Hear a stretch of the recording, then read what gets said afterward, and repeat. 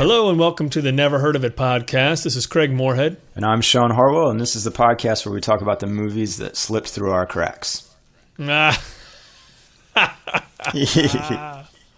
butt cracks. Is that... Oh, sorry.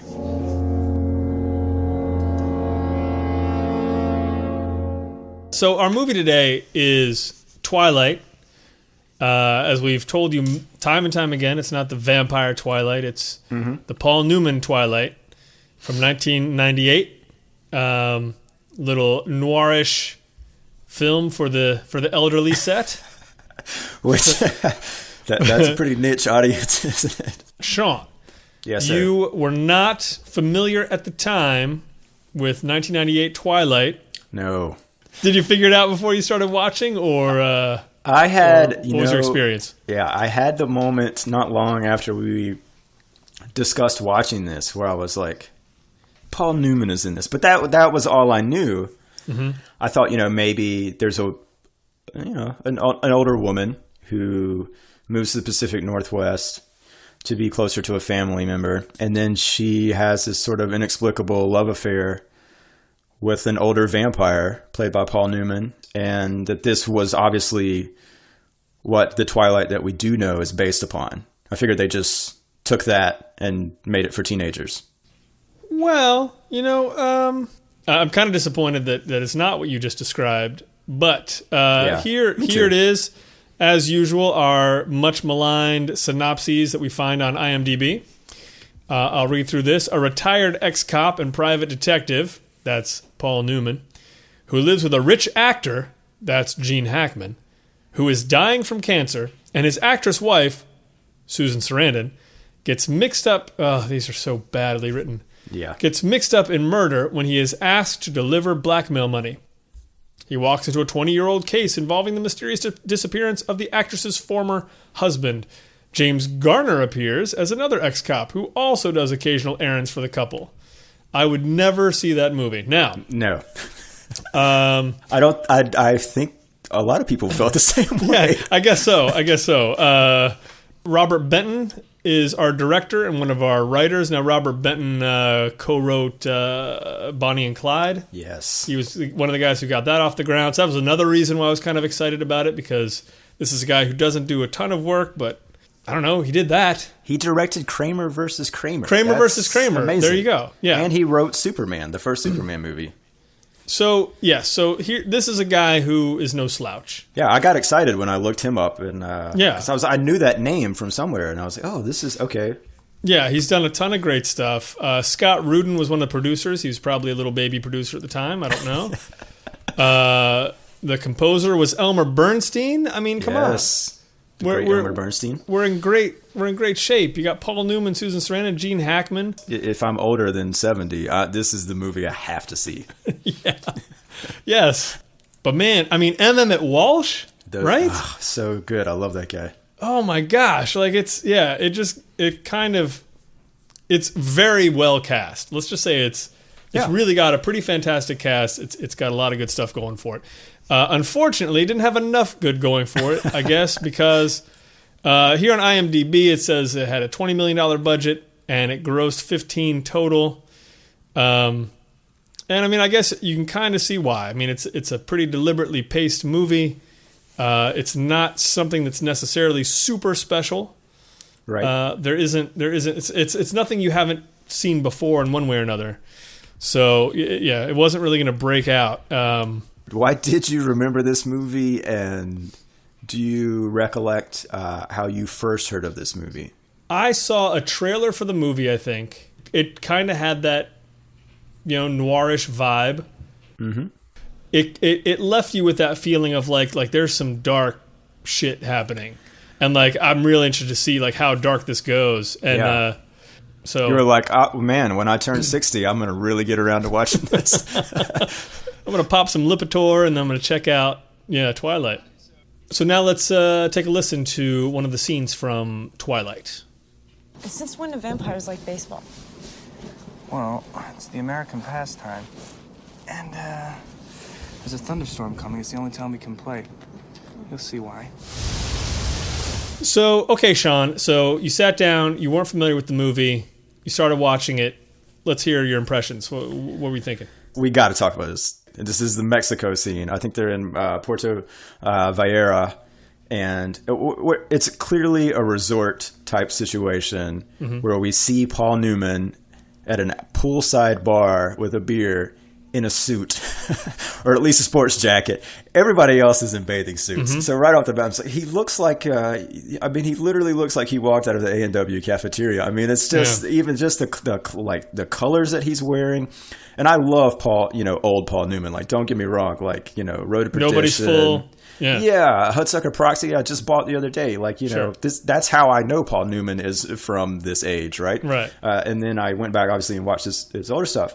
And so, I don't know, like, even just within that setting and that environment, I mean, they obviously want you to think, oh, here's this old dude, he's just this old guy, just to be a private eye or, and all this stuff. And then, so I was like, okay, what is going on here? I'm not enjoying the first 5 seconds of this movie. Yeah. And then there's Liev Schreiber and Reese Witherspoon, as you mentioned, very, very young. Liev Schreiber has long hair. They're frolicking in the ocean. Paul Newman is obviously keeping an eye on them. You think they're on a honeymoon, and then you kind of quickly find out that no, that's not the case. There's something up. Paul Newman is there for this girl. And man, what are we, like 3 minutes into the movie, and the next thing you know, Reese Witherspoon is topless. The spoons are hanging out. She looks gorgeous in this movie, by the way. But basically, he's like, you're coming with me. Your parents are blah, blah, blah. They're worried about you. You got to leave this creep ball. And so they're walking off. He's dragging her off, again, beside the pool. And then Liev Schreiber comes after him, and he's basically trying to attack Paul Newman. Paul Newman is carrying a weapon, a firearm. Gets dropped. Reese picks it up and accidentally shoots Paul Newman in the leg, or it ricochets perhaps off I wasn't quite sure. I think it ricochets off the concrete. Yeah. But just prior to that, like, there's all these people out there. Nobody is offering to like help Reese Witherspoon, or even like, when they start fighting Liev and Paul Newman, like nobody's like, hey, you guys, like, chill, like, hey, this guy is old enough to be your granddad. Like, you should not be fighting. And from that shot, he gets shot in the leg. You see his little blood stains, and then there's like this weird slow motion kind of dissolve to 2 years later, right? Mm-hmm. And I don't. That whole thing just kind of threw me for the transition was not necessarily smooth, but then it did pick up for me a little bit when here's this crusty old dude. People sort of know that something happened to him in Mexico, and he's working. We get a little more nudity. We see Susan Sarandon swimming in the pool, or probably her body double, naked. She gets out, and Newman's there. He's carrying around this piece of equipment that literally, I thought it was an alternator or something. I have no idea. I think so, yeah. Right? He's just carrying this thing around this like rich mansion where Hackman lives. You find out that Hackman has cancer. He's basically been diagnosed with a year and 10 months to live. And there's this weird arrangement where, because Paul Newman is broke and has been, done these favors for Hackman, and because he got shot by Gene Hackman's daughter, Reese Witherspoon, they basically allowed him to stay at this house. Mm-hmm. Is that right? Yeah. Rent-free kind of thing. And he just does errands for Gene Hackman. Right. But clearly there's something going on between Paul Newman and Susan Sarandon. At the very least, she's an object of infatuation and affection for him, even though at that point it doesn't appear to be reciprocated. And let's back up for a second, because when we first meet Susan Sarandon, as you said, she's swimming naked in a pool. Paul Newman walks in through a gate. And it's and I guess we see a shot of her maybe from the shoulders up. She's sort of doesn't have a robe on yet. She's walking, so he's clearly seeing her naked. And then the next couple of shots are like sort of her voice over her feet. Yeah, it was. They were very going out of their way to not show her specifically being naked. Even though still they have a naked scene. Had no problems with showing Reese Witherspoon just laying around topless. Not at all. It was that scene in particular felt very strange to me in just the choice of cuts, where you're cutting back to like a medium shot of Paul Newman, but then you're cutting to close-ups of her feet. Like, I know obviously what they're doing, but if this was a movie from the 40s, I would have totally forgiven these shot choices and like the editing. Like, it felt like something that, of course, you're showing the person's feet while you hear their voice, of course, can't show any nudity. It's, it's such a weird, it's a weird combination. And by the way, that is literally, what are we? We're not even 10 minutes into the movie. We've had nudity twice. That's the end of it. That's the last. I mean, there's nothing else sexy that happens. And so it's just like a weird. It's like it's almost setting up like this weird sort of like sexy. Again, you're kind of getting into the noir element here, but I don't even think that really picked up until he went looking for that Gloria woman. Sure. And so it's just like, it was a weird, again, it's like, look at when, we're thinking about movies and just how important those first 10 minutes are as far as like what you're setting up. I do need to know that the rest of the movie is going to fit within the world that you established in the first 10 minutes. And I felt like this one didn't quite pull that off, because of that Mexico scene and because of like, how Sarandon is introduced and absolutely on the dated thing. I mean, there was a point where I did actually stop and look up when this movie was made. And then they do reference 1997 within the dialogue, and I was like, "There's just no way." Yeah. This I was like, "No, they shot this in like 1983 and just talked to. They just like pretended it was 1997." Yeah. It was just doesn't. Nothing about it feels. I mean, I was 21 at the time. Like, it just does not feel modern to my recollection of what life in 1998 America was like. No. And I don't know that that's intentional either. Like, you know what I'm saying? I don't know either. I mean, like it kind of opens a bigger discussion about, I do feel that it was specifically a movie about people of this age. And obviously it's called Twilight. I mean, it's about people who are kind of beyond whatever their prime is, and they're dying, they're losing things, they're losing abilities, they're all this kind of stuff, which to me is really interesting. It's like, okay, we're going to take a detective story, but everybody's 70, and it's like, oh, all right, I don't know. Honestly, I enjoyed a good bit of it, but setting up the opening scene ends with something that's almost slapstick. Well, and not only that, it's played for slapstick throughout the rest of the movie because everybody thinks he got his penis shot off. Right. Which is not at all, I mean, you don't, like, the audience never gets to also think that. You know what I'm saying? Like, it would have been better if we had also been like, oh my God, did he just have his penis shot off? Right. No, he's clearly shot in the thigh. Yeah. Like, like 6 inches lower than the lowest of Paul Newman's junk would hang, And so, it's such a weird thing. Like, I had no clue why that was a running gag in this thing, and it does not work. And then there's even that bit later where Garner tells him that's why everyone's treating him weird, and Paul Newman has the weirdest reaction, like this weirdest laugh, lays his head down on the I'm just like, what is happening? Why is that?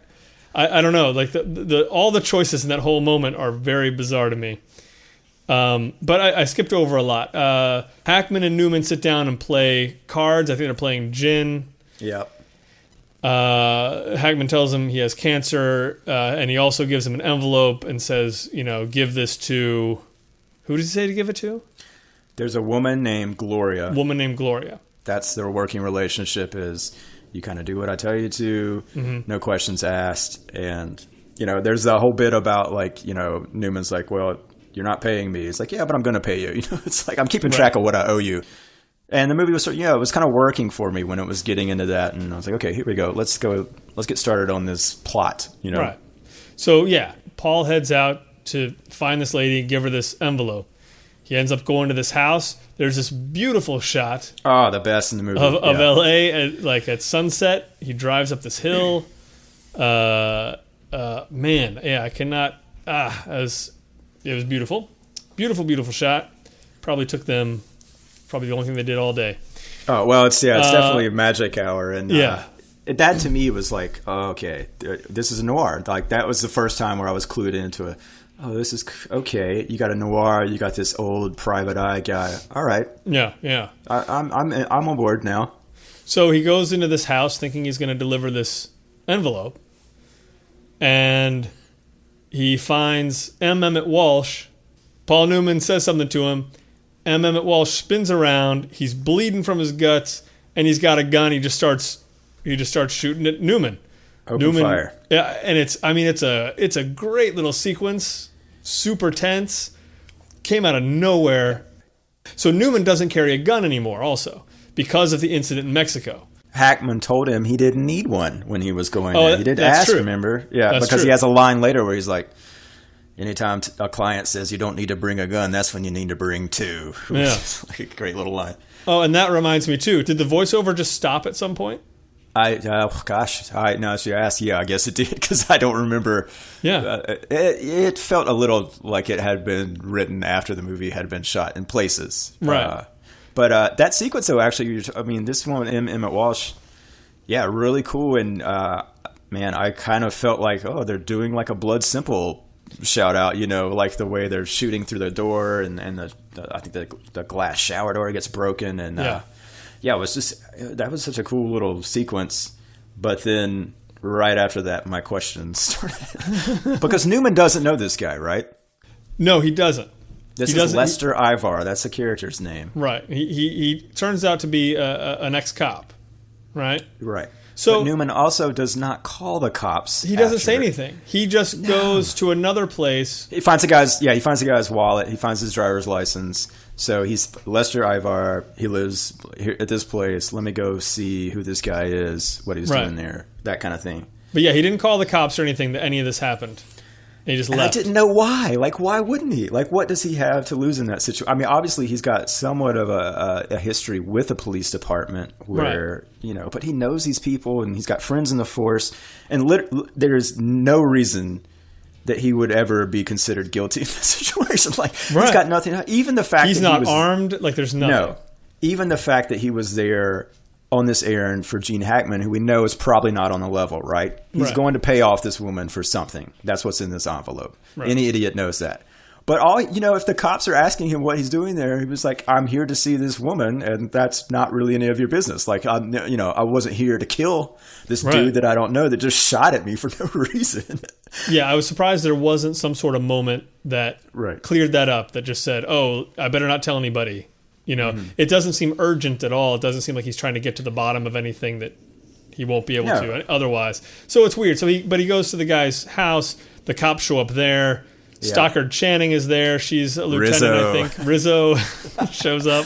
I am always happy when Stockard Channing shows up. God, and she looks so good. I mean, she just doesn't look like, obviously in Grease, she looks like she's 35 instead of a teenager. But between Grease and Twilight, she doesn't look like she put on like 5 years. It's crazy. Not at all. And she's like the object of lust in this movie. From Newman and Garner. I'm not sure what exactly about Newman is drawing her into him. Is it the fact that he's completely broke and supposedly does not have a penis, which is something that she at one point seems to get upset by, the fact that, she's like, later in the police office or whatever, when they're leaving, she's like, I'll always be there for you, to Paul Newman. I was like, what is that about? Like, is that because he got shot in the penis? Because it seemed like that's what they were alluding to.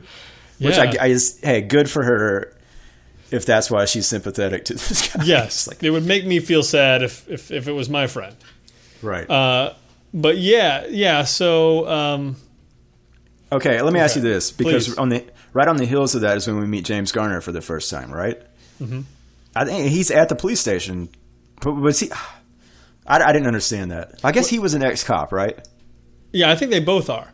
That's what that was my understanding. It's like they're just both cops. They just both belong to this world anyway. Right. So they're kind of and part of the club. Garner was just kind of there to hang out, because he didn't. It's not.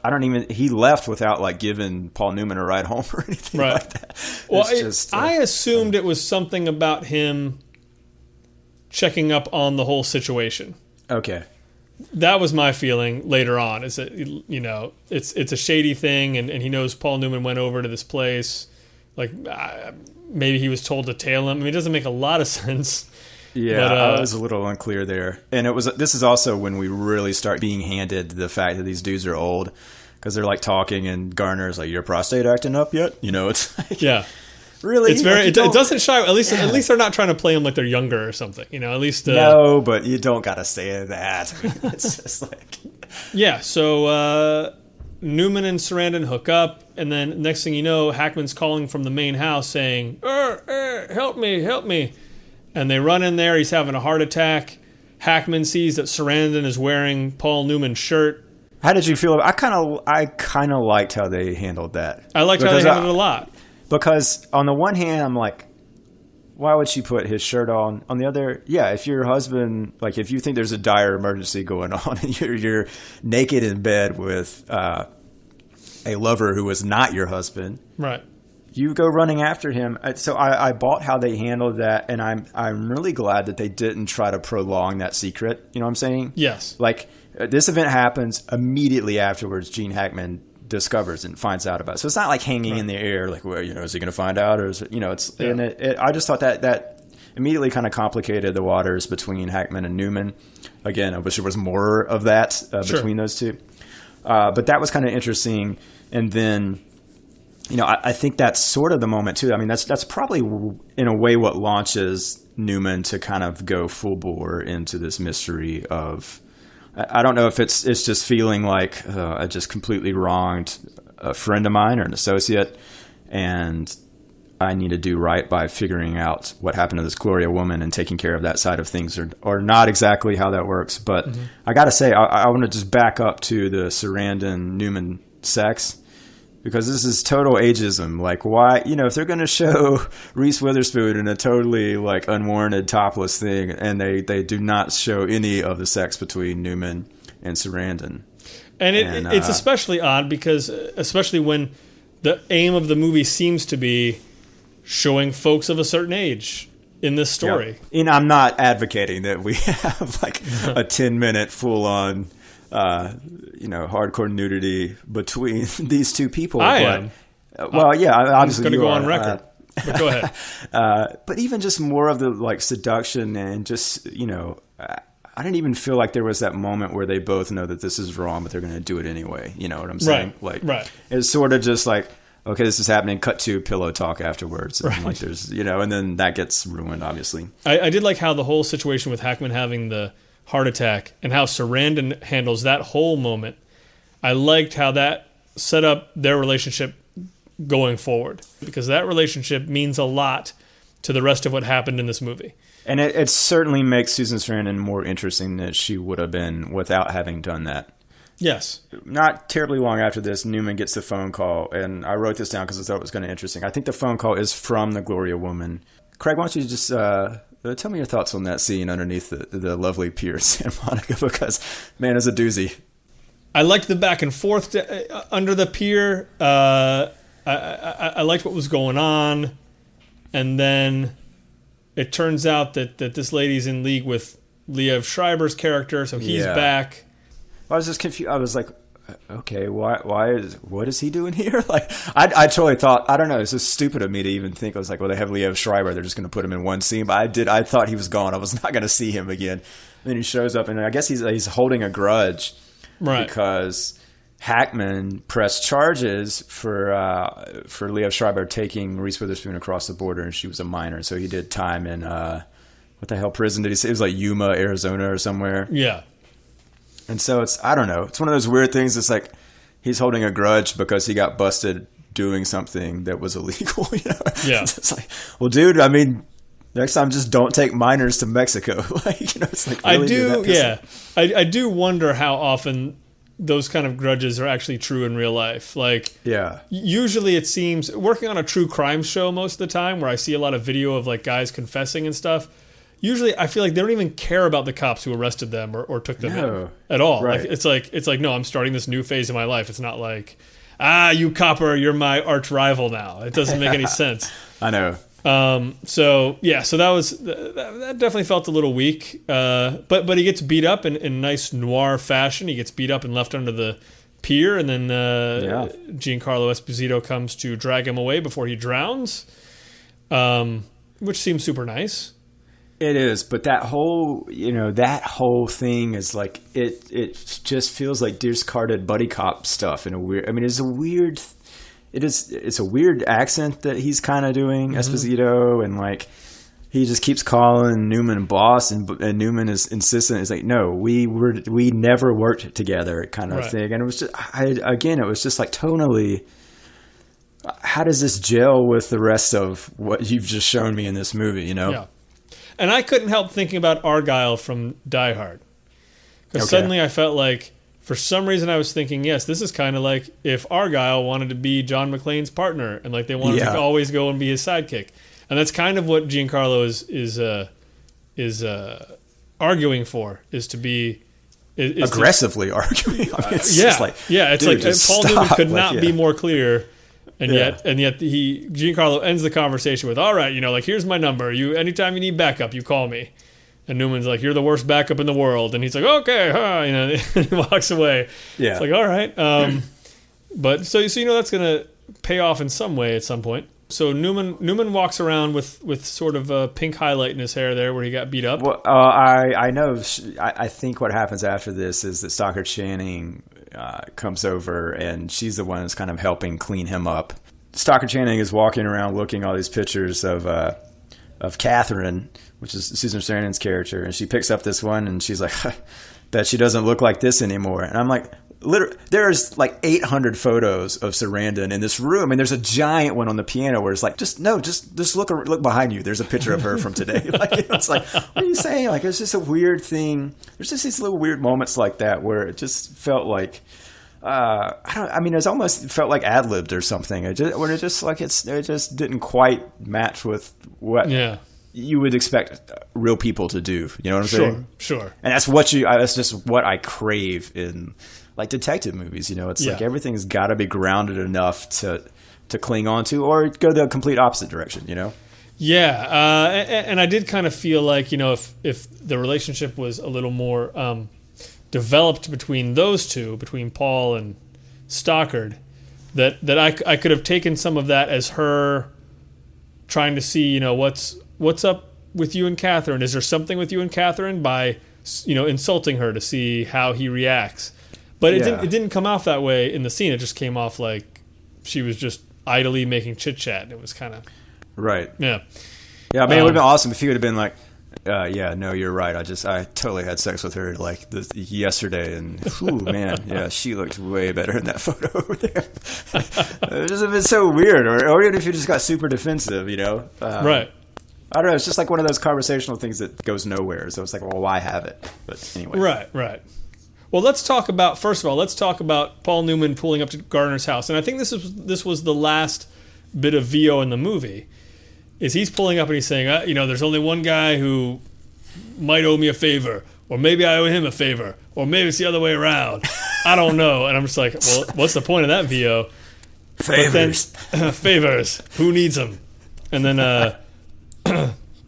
although Paul Newman has a great old man but gravelly voice for an old man detective story. Because it's kind of got the whistle, like almost a denture whistle going on, but it's also like very a lot of gravitas. But anyway, Newman's I wouldn't mind. I mean, have more voiceover. Have the whole thing, but just make it a little explain more. Explain every moment that happened. Yeah. It didn't work here. It didn't. But okay, so Newman's walking up to Garner's house, and Garner almost pees right on his head. How do we feel about that? I laughed, just like they wanted me to. No, I didn't laugh. It was just like, what is going on with this guy? It was completely bizarre. Who pees off the balcony? Yeah. It's just anywhere in Los Angeles. It's not like he was, way out in the sticks somewhere. In broad daylight, he's not in broad daylight, drunk off his ass. No, you got a bathroom in your house. Like, go use it. It's not that far away. Like, I guarantee, like, that's maybe a 2-minute walk for him. At his age, he needs that exercise. So just go pee over there. So it's a dandy of a way to set up that scene. And then he does have a cool house, so I'll give him that much. At least what we see of it looks pretty cool. No, I love it, and I like how even him having that house eventually pays off, which we'll get to. It does, yeah. So Newman finally takes Giancarlo out to the ranch to dig up where, basically Susan Sarandon pointed at and said, "I'm glad there's not a body dug up." X marks the spot, guys. So and this is really, as much as I'm enjoying this movie, watching it, really everything just starts to just go downhill after the shooting at the apartment, which was otherwise fantastic. Yeah, it was kind of a cool scene. But so they find a skull. So they're digging. Boom, they find a skull. The skull has a bullet hole in it. Yep. That's what I expected. I didn't expect anything different. not that we've known anyone was necessarily shot, but it was just like, okay, yeah, he's the one who got shot. And then what happens? I mean, he takes that news back to Hackman, and right, and that's actually, I think, where it does get interesting, because Hackman is telling the story of like, yeah, the guy found out that I was basically sleeping with his wife, and he was pissed and came at me. He was drunk, and he ended up falling accidentally, so says Hackman, into an empty swimming pool. And the way Hackman is delivering this, I believed him, and I think we're supposed to. Yeah, like, this guy, like, you should have seen him. It was just blood everywhere, and like, he didn't know what to do. And then he goes to Sarandon, because he's like, that's not the whole story, obviously. He's like, I know this guy ended up in a grave with a bullet hole in his head.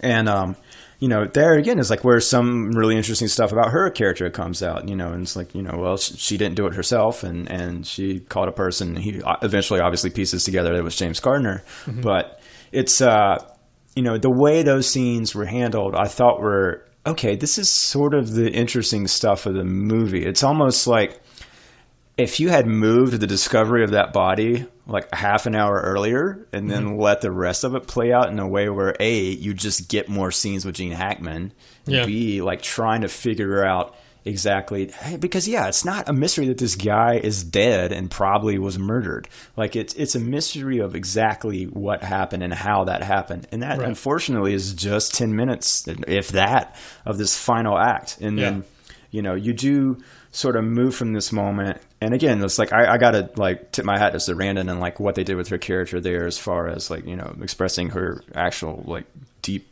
undying love for Gene Hackman, and the fact that, what does she say? She says like, yeah, I would kill for my husband. I'm not saying I did, but I would, kill for my husband. And, it's like that kind of stuff. I don't know. It resonated as far as it felt legit to this character, and like they are, and to this movie. I mean, it's really been set up really well through the whole thing. That it's not just a line, right. That was definitely really strong. I think my biggest thing though with both of those scenes is something's missing, and I don't know if it's if it's just that I want something that the movie just doesn't want to give me, but like I wanted there, I guess, to be some sort of betrayal here. Because I felt like that was kind of what it was close to, but just where it's like as if Paul Newman has always been great friends and loved and trusted these people, but now they're just as bad as the criminals he used to put away, or something. But it was like it almost wasn't like opposing enough to him. I feel like that they might have been involved in this, like that he might be. Right, or even the opposite, where Newman is actually doing, even if he was just recording this conversation, which is the oldest, lamest trick in the book, but it does make you sort of wonder, like, where is his outrage with it? It's like, how much of a moral code does he have that he felt so compelled to, like, piece this thing together? Right. And then we are you're finally getting the truth, and it kind of lands... it just lands as another plot point to the direction of James Garner, which is where the final scene kind of takes place and all that stuff. Right. And so, I don't know. You're sort of left, like you're saying, it's like you're not really left with a real sense of closure as far as those two characters, Hackman and Sarandon, go. I don't think, it's... Yeah.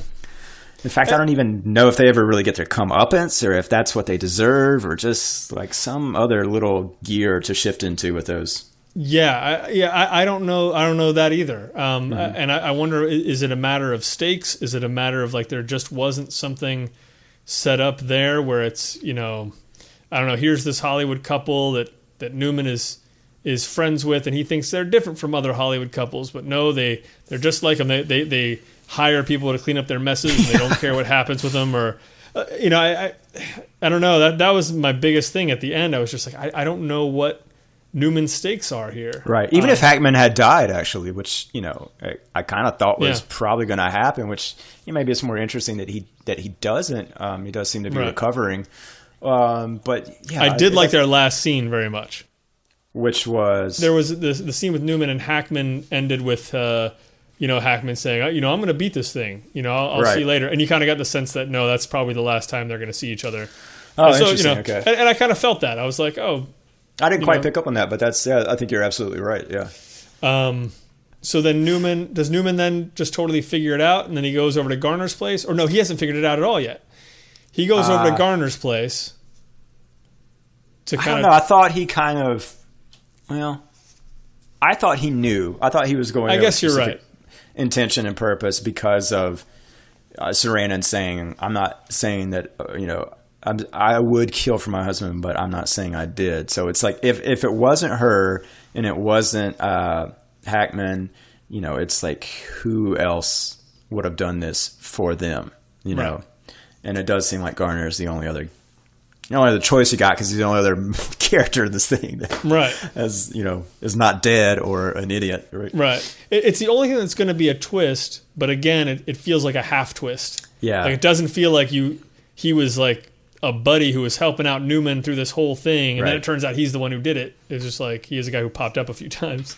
Yeah. So, but as far as that goes, I did like the way the scene was played out. I did too. There was some actual tension in that scene. I liked how Newman sort of was like, oh, it seems weird that if he was covering it up or he was blackmailing someone or whatever, that he would have such a crappy house. Well, he would seem to have a house like you have, and then I did think it was serious about it. Yeah, and I liked how that was like staged, and then Newman is basically walking out, and he's like, I can see your reflection in all this glass kind of thing. I was like, okay, we know this is going to end in gunfire at some point. Yeah. How are they going to do this? And then they start shooting. Well, hang on one second because this is critical. When Garner gets shot, there's like this weird I don't know if it's slow motion or what, but like he makes his face where he looks like, when like a dog is like attacking a sprinkler. You know what I'm saying? Did you notice that? It's like a split second thing. Go back and watch it if you're listening at home and didn't enjoy that moment, because I sure did. I was like, ooh, he looks like he's like trying to chew his way out of a rope or something. So that kind of took me out a little bit. Yeah, I like this scene. I did like it.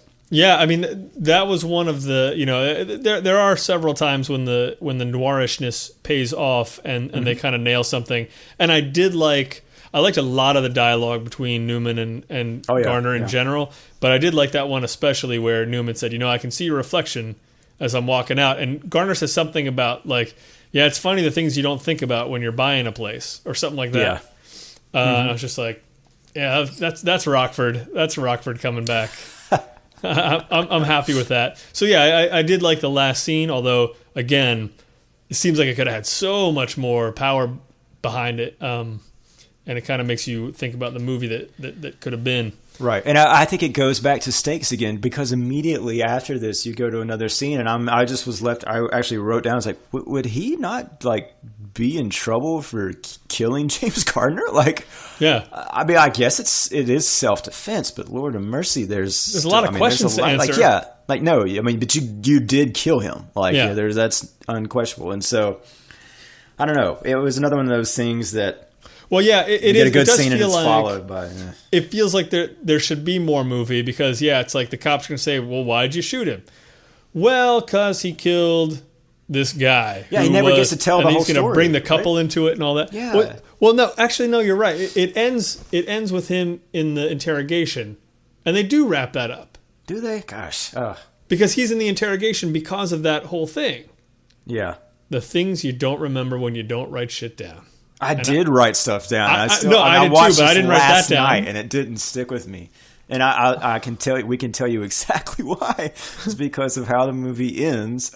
Once again, distracts from everything else. Oh man, yeah, it's like a bright shining beacon. Let's focus on that. Anyway, he wraps it up with interrogation. No one cares. Blah blah blah. and then so he gets to talking to Stockard. Rizzo. And are they talking? He's talking about, hey, why don't we go off somewhere or something?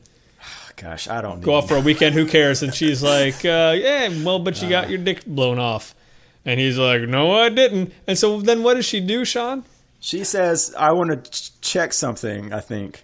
She sticks her hand in his pants and literally, is basically tugging around on whatever he's got going on down there. Yeah. And I don't remember what she says, but his last line, I think, of the movie is, that's fair.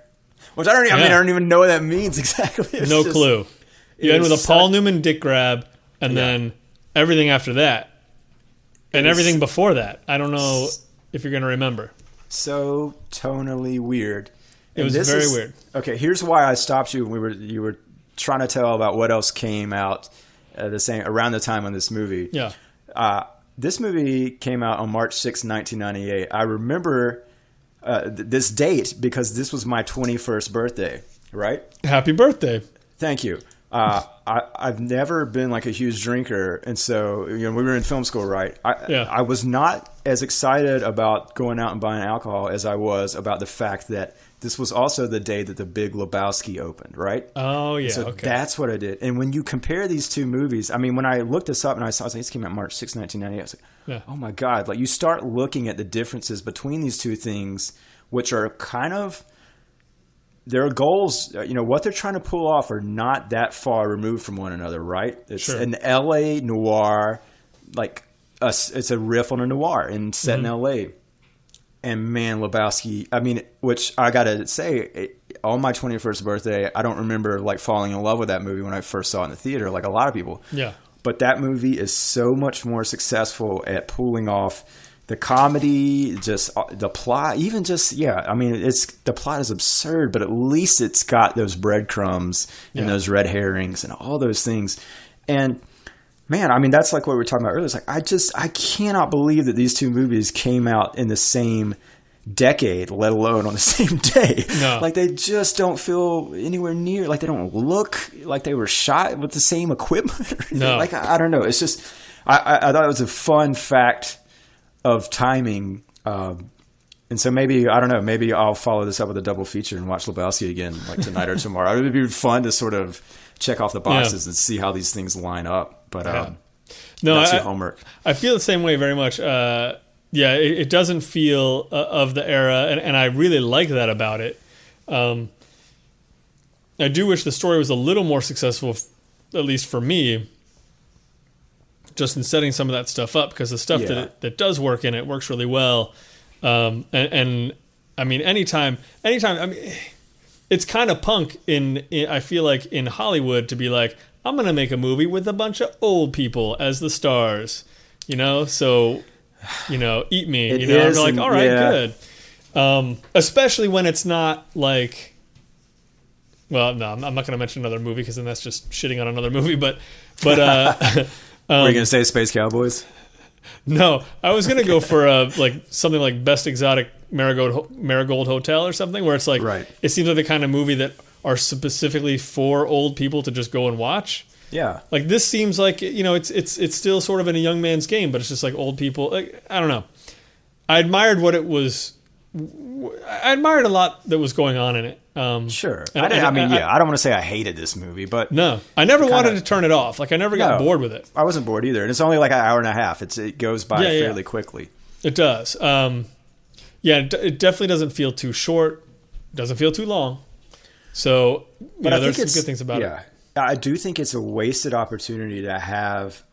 This could have been such a juicy role for Newman very late in his career. There was only a handful of movies after this.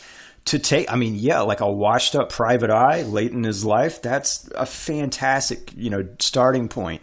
And I think, again, it's like, I think it took itself too serious in places and then wanted to have its, cake and eat it too with some of this other, like, just tonally slightly comedic stuff. It's like, I wish it had committed one way or the other completely fully. And I do sort of, I think, and maybe this is personal taste, I wish it maybe had eased off a little on the seriousness of it. Like, I don't know, like, he's such a, he's like, does he need to be completely broke and living with Hackman and Sarandon? Like, why couldn't he just be like Jake Gittes, like a private eye? Like, he could just literally still be a private eye who's, are you going to go hire a private eye in his 70s? Probably not. Like, but Hackman walks in and he gets this case. Like, why can't it be that? Like, that, I don't know. To me, it was just some of those things were contrived and never felt quite real. And it's like, I do lament what I think this movie could have been.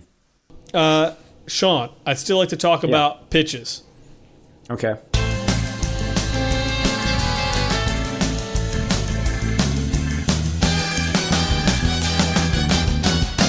Okay. Did this spark anything for you? Did this give you any ideas?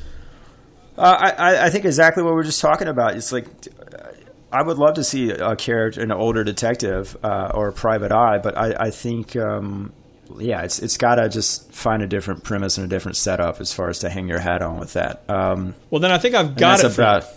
Okay, good. Okay. Let me hear it, yeah. I've got this idea. I'm calling it Dusk. Now, here's what happens. Okay. It's a great title. Thank you. I feel like what you really need to do is you need to take these characters, and this isn't like really a sequel, but you basically take these characters, and you got to up the age by 20 years. Like, everybody's got to be decrepit and in their 90s and, like, pushing 100. Yeah, I'm not, okay. You're going to have to... You've never seen a movie like this, Shawn. You've never seen a movie like this. And that might be because you can't physically shoot actors when they're look, it'll be impossible to ensure. I grant you that. But they can work 3-hour days. Yeah, go ahead. Yeah. In between naps. But that's the thing, yeah, like you have all that stuff where it's like, how would a private eye who's 90 solve this problem? And he's gonna get tired. Like, he can only like really go into tech stuff for like 2 hours a day, and then then the rest of the time he's just like in a lazy boy. So and if there's places that have a lot of stairs, I mean, forget it. He's just not going to be able to go up and knock on that door. And I mean, honestly, the specter of death is over you constantly. It's not even like, is somebody going to shoot you? Like, are you just going to make it down the stairs? So I think there's a lot of suspense to be had. That's Dusk. No, your guy needs. Oh, here's the ultimate twist. Okay. He's got Alzheimer's. Boom. Oh. So at any moment, reality just slips away from him completely. Yeah, and he's got to, like, it's like Memento, he's got to really tally his facts to keep things straight in his head every single day. Or, after he wakes up from his nap, he has to, like, kind of restart from, the ground floor again. Yeah. Okay, I'm in now. I'm in. Awesome. If you take that note, and you can take it. I will absolutely take the note. Thank you very much. Because otherwise I'm out. Let's get to know. I would never turn down that note. I think it's brilliant. Good. Well, you know what you could do then, and you could call it Dusk with a question mark, because it's like, he is not sure. He's just not sure. He doesn't remember. Could be dawn. Oh no, I have no idea how to read a clock at all. All right, one quick question: Who on earth would you cast as your lead in that movie? Man, who's out there? Nicholson is Clint is getting up there. Clint's up there, but I mean, I kind of want somebody. I kind of want somebody almost like Peter Mayhew. No, play Chewbacca. O'Toole. He's dead, I think. I don't care. I don't care if he's dead. Get him. Get me O'Toole. Peter Falk. Somebody like Peter Falk. Is he dead? Yeah, he's dead. He's definitely dead. God damn. Isn't he? Yeah, he died. He's got to be dead. Rest in peace, Peter Falk. Yeah. Okay. What about did Garner die? James Garner did die. Rest in peace, James Garner. I know. Man, this is what they left us. Twilight. This it'll be a hard as hell movie to cast, but yeah, it would be like if Garner was alive, it'd be Garner in a second. Yeah, he would definitely be that guy. Hal Holbrook is still kicking around. Hal Holbrook, that's right. Mm-hmm. He might be ideal. But that's the thing. He's so friendly though. But that would be you would be casting against type then. It would be fine. Yeah. Cool. Well, it would be kind of like the Falk thing, where it's kind of like, hey, but he's like super smart, and so he's. Was that a good Peter Falk impression, by the way? That was, was that dead if on you had or not moved your eye, I would have not known that was him. But yeah, Since you did that, that's what had me. Thank you. All right, I have a lot of talents. All right. You sure do. All right, let's figure out what we're going to watch next week.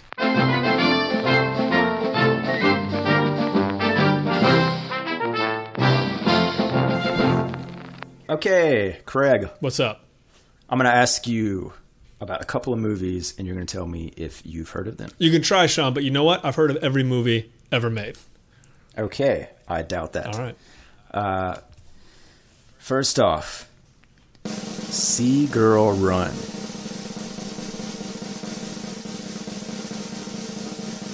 Yes, I have. I've definitely heard of that.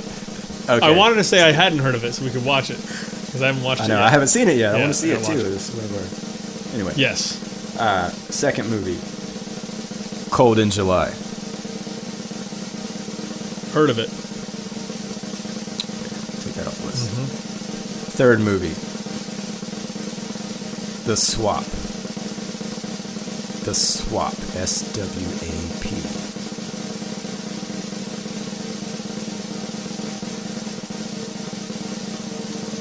Never heard of it. Awesome. All right. right. So we're going to check out The Swap. and that is on Amazon Prime. Sweet. For you to stream and get all swappy in it. Anything else? Do you want to have a little look back on all we've achieved? I think so. Okay. Yeah. And then, yes, I thought maybe we should talk about ourselves just a little bit. Is there anything that you would like people to go and watch of yours? Or is there anything available that they should go see? Anything you're working on that you're super excited about? No, Shawn, actually, I don't have anything to pub right now, but what about you? What's going on with you? Okay. Well, now I feel bad. No, you can go and watch the first 2 seasons of Eastbound and Down. The last I checked, were up on Amazon on instant streaming. You can watch those. The campaign, I have no clue why it's not on Netflix. It's been a couple years now. I guess it's just floating around out there in the ether. Netflix dropped the ball, man. Looking for a home. It's on TBS every now and then. You can watch that. And then, keep your eyes peeled for Red Oak's new show coming to Amazon. It's streaming. It's an original production. And there's 10 episodes coming in October. And I will get the exact date when I know it. That is awesome. Fun. Well, and actually, you may be able to find Nightmare Next Door. Ooh. A terrifying show about nightmares happening next door. And last I saw, that was on Netflix. Cool. So that's definitely floating around. And awesome. you can check out my new show, For My Man, in which women commit crimes for their men. As they should, that's I think, right? Yeah, well, I expect nothing less from my wife. Yeah, that's crazy. I love that you guys have been able to conclude every episode by just like, and she was justified. That's right. Yeah. That's right. No, every show, do it again, and then the title slams up on the screen, and you're thrilled beyond words that you've just seen what you've just seen. Well, I'm sure I'm not alone in being a huge true crime fan. All those serial listeners out there, go watch the show. It's exactly Please do. Like it. Seek it out. For My Man is on TV One. Nightmare Next Door and other shows of that kind can be found on Investigation Discovery. And I'm sure they'll rerun the hell out of it. And in the meantime, if you need to ask us questions, if you need moral support as you watch the swap, if you find an odd mole somewhere on your body, you want to talk to somebody about it, talk to me and Shawn. Call a doctor. Yeah, we'll or call a doctor, either one. You can find us on Twitter at Never Podcast. You can find us on the lines at neverheardpodcast.com. And you can find your ass with both your hands. I don't know. And just always remember that, pee off your balcony and flush your toilets just when you're talking to somebody. Right. And just always, preferably a cop. Always reach into Paul Newman's pockets.